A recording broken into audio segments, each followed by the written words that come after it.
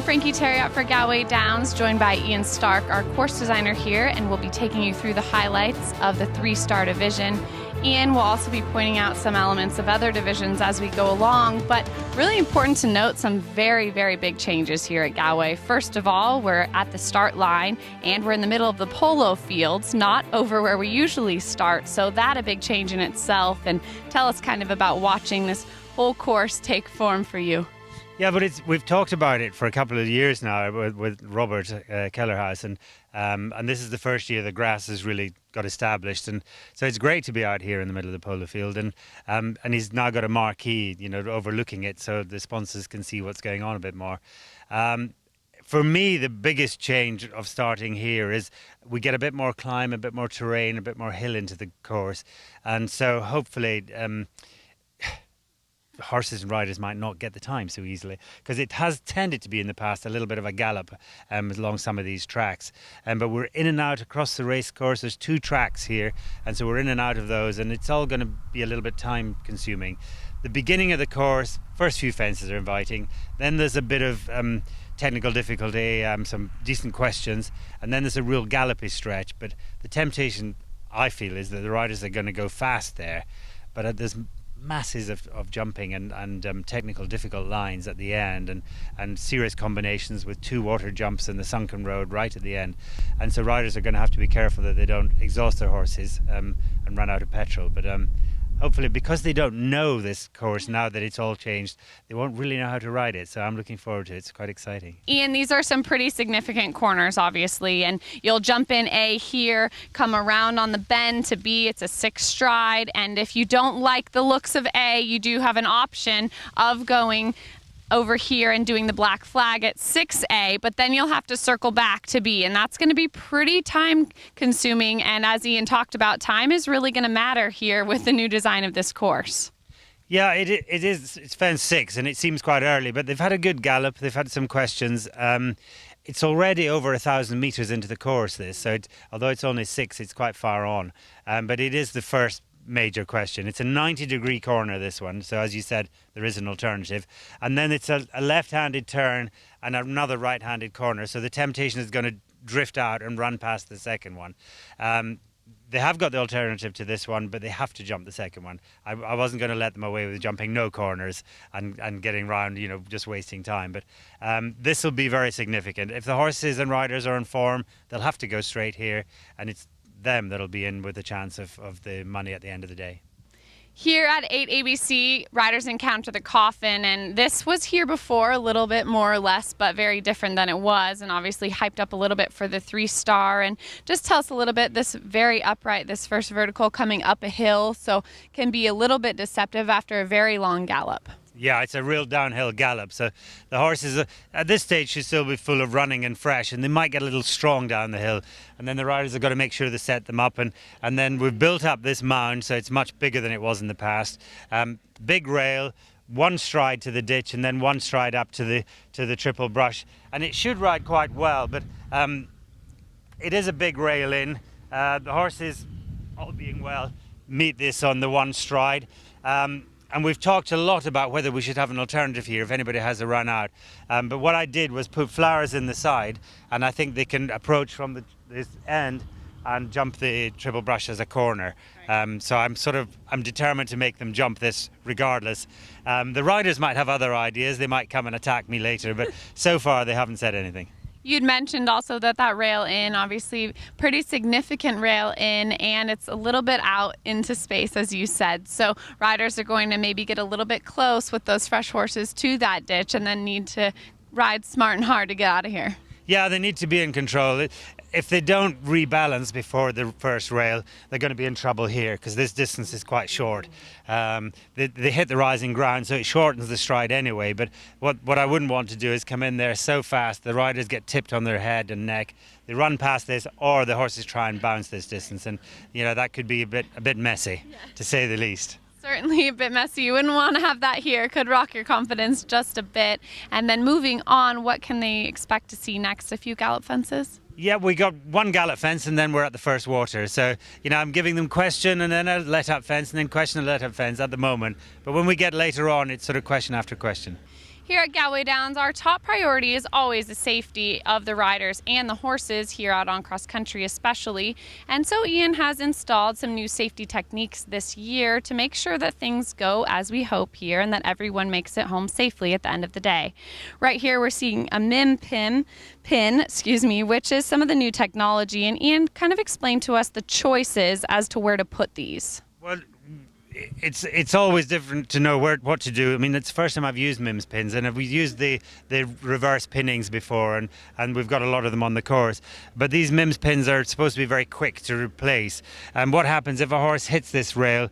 The rail drops. It's on a lever there, and it drops right down, and the red pin here snaps. And it's very easy to lift the pole back up and put a new pin in. And so it should be very quick, and they don't have to hold the course. But I think they break a little easier than the actual pins that we've used so far. So I just hope that it doesn't break too easily, because riders should technically get penalties if they break a pin. But if a horse is coming in here into the coffin and they drop their back legs on it, it's not going to be a fall if they break the pin, so they don't get penalties. If they hit it with a front leg and it stops them falling, then they get the penalties, which is fair enough. And how does the ground jury kind of make that distinction? Well, it's helpful if we have closed circuit television covering it, which we have here. If not, then it relies on the jump judge to say, well, it was the front legs the horse hit it with, or the back legs. If it's the back legs, it's a natural reaction for a horse drop its back legs to put the brakes on. But if it's front legs and it's going to stop a rotational fall, then they should get the penalties. We hope it prevents accidents, but then they have to be penalised.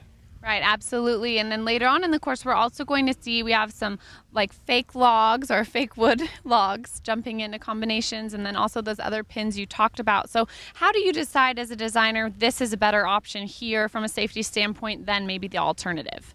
Well, to be honest, it's sort of trial and error. And at the moment, because I've never used these MIMS pins, I'm trying to find out about them. But they have good write-up, and everyone that's used them say very positive things. So, to be honest, I don't really mind which way we go, as long as it makes it safer for the horses and riders. Approaching this first water on course, riders will come through the trees, and then they'll need to make sure that they have their line here at 10AB in order to get it done on these two angled brushes in the water. Very different than what we've seen here in the past. And walk us through this combination. Well, it is the first of 3 water jumps, so I felt there wasn't a need to use any big drops in or any of the mounds this time. But we've approached under this tree, which is a little bit deceptive as you approach it, but you can see the first brush fence from a long way back, and then it's really a question of being in control. The thing that you never quite know whether the horses are going to jump into the water or run in. And if they jump in, it can muck up the striding, so the riders are going to have to be ready to react. And it's an AB, so there's no circling, and they've got to get on with it. It could be narrower. We've been a little bit generous, but it is the first of us 3 waters, and for me this is the easiest one, so I'm sort of introducing them quietly. But if they think they're doing well, they might be lulled into a false sense of security. Really significant brushes though here. I mean, not too small, and definitely needing to get it done in just a couple of strides. Yeah, it's 2 strides. They've got to be committed. They've got to mean business. But that's the whole course. They've got to get out there and ride it. No room for wimps around here. All right. Well, things are starting to heat up over here in the 3-star division, so we'll take you on. And there's a lot more water to see later in the course. This moat complex always seems to make a very significant impact regardless of the division, and so we thought we'd take a moment to talk about one of the 2-star questions here, being that it made quite an impact on the 3-star in past years and was quite a rider frightener, as Ian likes to do commonly. So this here in this moat, the 2-star is going to come over the brush behind us and then have a decision to make as far as if they'd like to bend the line to the B element in the moat or go straight. Ian, just your decision to put this on the 2-star course and switch up the 3-star. Yeah, I like to put 3-star fences into 2-star or 2-star into the 1-star, and then alter the fences, because riders sort of come along and think, oh crikey, I'm jumping a 3-star fence here. But you'll see I've straightened the brush on the top. It used to be on an angle to encourage runouts. And if they go in a straight line, there is a definite risk of a run out at the second one to the right. But if they put an extra stride in on a curve, it's all held in with the pampas grass there. So it's an introduction to the 3-star, but it's a bit softer than it was for the 3-star. But it's still a serious question for 2-star. So riders are going to have to lift their knickers and get on with it. All right. And if you were riding, you would go straight or bend? Depends what horse I'm on. Okay. Very non-committal. Fair enough, fair enough. So we'll walk on over now to the 3-star question here in the Moat, and it's a little different. I think if my memory serves me correctly, this was actually an area, or maybe the one over, where the 2-star had actually jumped in before. So switching some elements up. Yeah, no, the one over was the 2-star. This was in March. It's a big water ditch in the front, and it's just a natural hedge. There's no rails, nothing solid. So if they make a complete mess of it, they can almost dive through it. But in March, the line was round the tree, over the trachea to the 3rd element. Well, the 3rd element I've now moved to the right. So if you go around the tree, there is no way you get to the 3rd element without circling, because I want them to cut in to the left and jump the trachea on the angle. So I've really basically socked it to them, and they're going to have a go at that. And then the serious question for me is the last element, because the skinny brush is on such an acute angle, and it slopes away to the right, so it encourages the horses to go to the right. I have put a tree in there to sort of help the riders, but I still think it's going to be a real run-out risk. You can see from here the angle they're on. You're really going to have to stay committed here and hope that your horse is keen to really listen to you and channel in between those legs and rein to get that done, and stay committed the whole way through. If they're not in control, they can jump over the moat at the end, circle round and jump the 2-star 2nd element. So it'll add a good 10 to 12 seconds, and on a course like this, I think that'll be quite significant. Not a huge effort here for the riders to make as they come over a skinny brush and then they'll come up to the fence behind me, but definitely a spectator favorite, as riders will continue on and gallop as they head to the next water complex through the trade fair, which is always very, very packed with spectators come Saturday. This, another complex, the 2nd water here this year in the 3-star, that has always played a huge part in the results.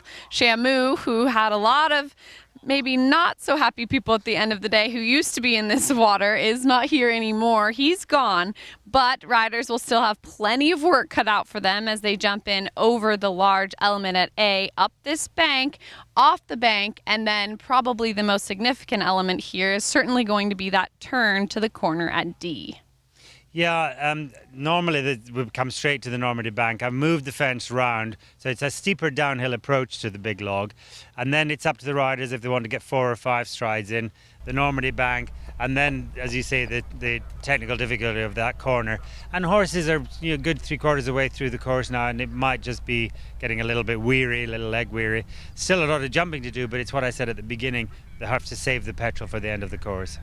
Absolutely. And going to that right-handed corner at D, where I'm standing, you can kind of see that it is going to be a very sharp turn to make D there at the corner. And so do you think we'll see riders maybe jump on the left-hand side, or yourself, a very big-time rider, what would your approach be here? I think my feeling would be a little bit to try and angle right to left on and off the Normandy bank.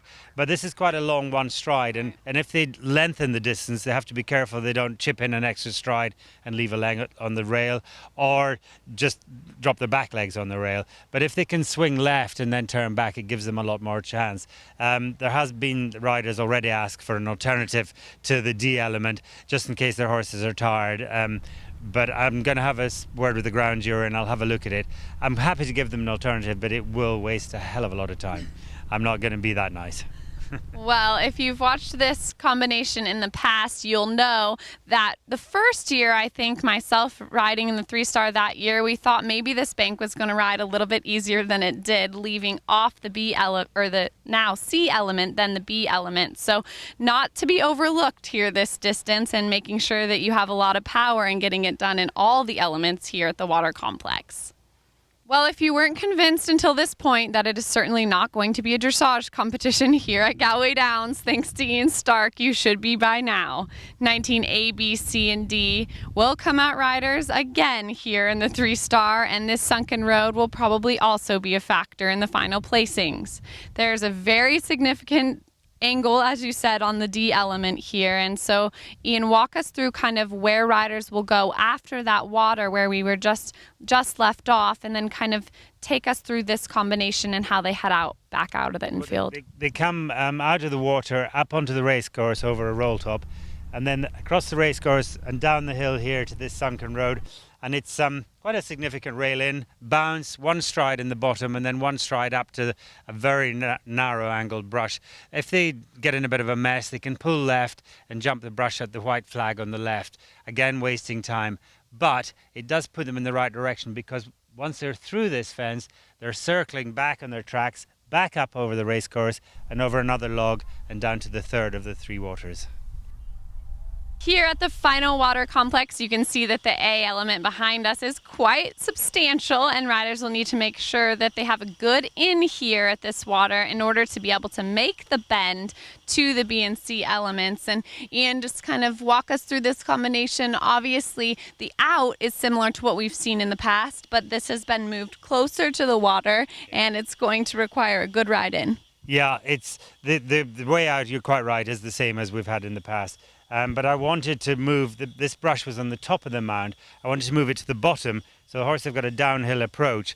And even the downhill approach, when they take off from here, that's 4'7" high, that's what you're allowed, the maximum height for brush. So they haven't quite got the drop in, but it's still a big fence on a bit of a tired horse, and they're downhill, so the rider's got to be helping the horse with its balance, and then they've got to ride an accurate line to get the way out. It'd be very easy to have a 20 penalty here, especially if the riders are getting tired, never mind the horses. And so, as well as that final gallop for the horses, I hope the riders have been out jogging. Well, certainly then when they come in here also, good to note that it's going to be on a left-hand turn, which really opens that right-hand side there. And once you jump up the bank, you're going to need to have your right leg dug in pretty hard in order to get it done over the brush fence with that whole right door open. Yeah, that is the influencing or the most technical part of it, is that final brush. If they make a mess up the step, then that long one stride could become a bit of a mishap, and then they could have a 20. But there is room for them to swing out right and come back at it and give the horses more time. But it just depends, again, if horses are getting leg weary, they're not quite as adjustable as they were earlier on the course. So sometimes you just got to go with what you've got. This will be the point in the course that all those riders will be looking for. The last fence on course behind us is a familiar fence from the past. This keyhole used to sit up on the berm in one of the water jumps, but now it's here, and it is your ticket to making it home. So riders will go through this final jump here, and then they'll look for those finish flags. And we'll be sure that there'll be a lot of entertainment from the point they start on course over there on the track to the point they finish back here on the infield again. There's a strategically positioned tent behind us, so spectators will be able to enjoy cheering on their favorite horse and rider combinations as they get to this point. And Ian, just kind of final thoughts on this course, and if you were riding this one come Saturday, what you'd be looking for out of your horse and what you think it'll take to get it done. Well, as we said at the beginning, and as we're going round, there's a lot of jumping at the end of the course, so you've got to save the energy in your horse. If you get this far and it's the last fence, there's a lot of people there, and they'll be cheering people home. But what I'd always worry about the last fence is people just take liberties and they gallop trying to do the time. And so by putting the keyhole here, it should slow them down. It's a nice fence for the spectators to look at. It's a bit spectacular, but hopefully the riders will have a bit of respect for it. So it'll stop that mad rush of blood to the brain and gallop at the last fence. And so hopefully they'll get home safely from here. And just thoughts overall on the course. You guys have made a ton of changes. It's not really the same course we saw in the past at all anymore. And just, your thoughts on kind of your plan and how it worked out and what you're looking for to see on Saturday. Well, what I like about making such dramatic changes about a course is the competitors arrive and they sort of know the place and they get a bit familiar to with the course. And what I feel about changing it so much is that it's like a new competition for them. Same old place, but it's a completely new look, and so they have to walk it and study the ground and study where they can make up time and where they have to save their horses and look after them, where they can rebalance and where they don't have to. So they really have to put a lot of thought and time and effort into the walking it and the preparation, and maybe a sleepless night or two thinking about it. Well, I'm Frankie Terrier for Galway Downs, and this is certainly not going to be an easy test here for riders and horses come Saturday, but it will be another phenomenal Ian Stark course, and we look very forward to watching all the competitors come across these finish flags on Saturday and watching everyone along the way. Thanks so much to Ian for joining us, and that was your Inside Look.